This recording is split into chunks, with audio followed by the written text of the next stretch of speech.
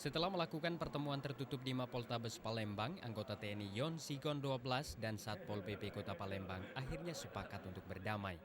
Meskipun perdamaian itu hanya disepakati oleh petinggi kedua institusi yang bertikai seperti Dandim dan POM serta wakil wali kota setempat. Kapoltabes Palembang Kombes Pol Luki Hermawan mengaku kedua pihak sudah menyerahkan penyelidikan kasus itu sepenuhnya kepada polisi. Berdasarkan hasil penyelidikan awal, Kombes Luki Hermawan memastikan Prakarinto Cahyo tewas karena terlindas kendaraan temannya sendiri saat bentrokan terjadi. Saat dia melarikan diri, ada salah satu korban yang terjatuh, ya, ditabrak sama temannya, jatuh terus kena tabrak. Ya. Yang saat ini, yang tadi pagi meninggal, ya, setelah hasil ronsen dicek tidak ada luka-luka, ya tidak ada luka-luka penusukan, tidak ada, cuma kepalanya kena benturan, ya hasil ronsen itu kepalanya kena benturan dan itu meninggal dari kepala itu kena benturan dan memang pada saat terjatuh oleh temannya sendiri dibawa ke rumah sakit. Bentrokan antara anggota TNI Yon Sigon 12 dengan Satpol PP Kota Palembang, Sumatera Selatan terjadi hari Jumat pagi di Jembatan Ampera. Bentrokan dipicu oleh ketersinggungan anggota TNI Yon Sigon 12 saat adu mulut dengan Satpol PP yang menolong pengendara sepeda motor yang ditabrak oleh kendaraan TNI.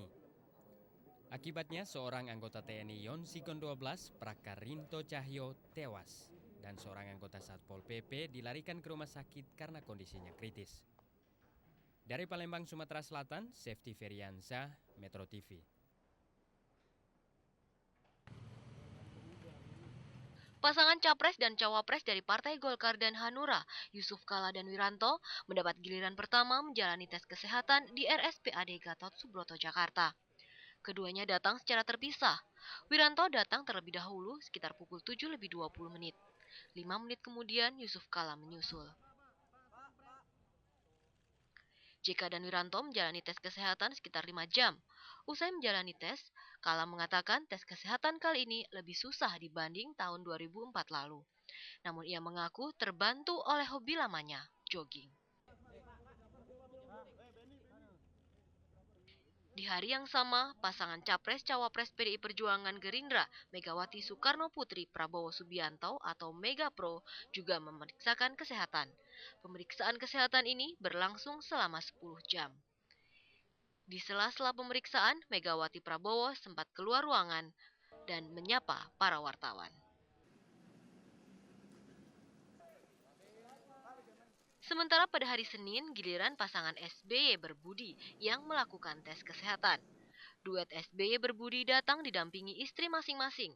Setelah menjalani pemeriksaan selama hampir 7 jam, pasangan SBY Budiono keluar secara bersamaan.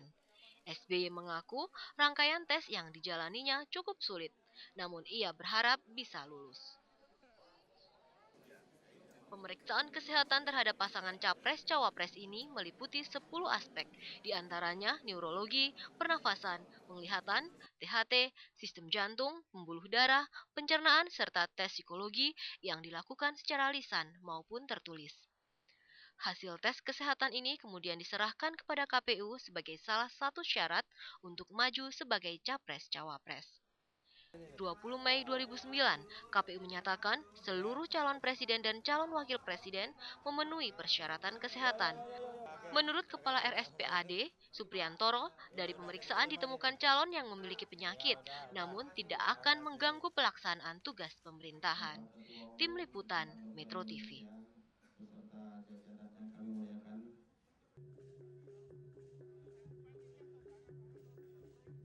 Upacara selamatan giling atau yang lebih dikenal sebagai pengantin tebu kembali digelar pabrik gula Gondan Baru, Klaten, Jawa Tengah.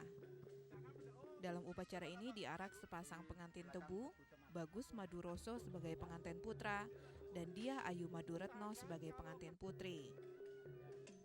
Dengan diiringi kesenian tradisional reog, sepasang pengantin tebu dan 18 tebu pengiring diarak keliling pabrik gula Gondang Baru yang dimulai dari gudang tebang angkut dengan dibawa oleh sejumlah petugas tebang angkut. Setelah diarak keliling kompleks, pengantin tebu kemudian menuju pabrik penggilingan yang diterima Bupati Klaten, bersama sejumlah unsur Muspida Klaten. Setelah acara penyerahan selesai, sepasang pengantin tebu dan tebu pengiring mulai dimasukkan ke dalam alat pengolahan yang selanjutnya akan diolah menjadi gula. Dalam acara ini juga dilakukan penekanan tombol sirene oleh pejabat daerah sebagai tanda dimulainya proses giling tebu tahun ini. Diharapkan adalah madu roso itu rasanya juga manis. Kemudian untuk yang putri, madu retno, gulanya putih bersih berkilau seperti intan berlian begitu.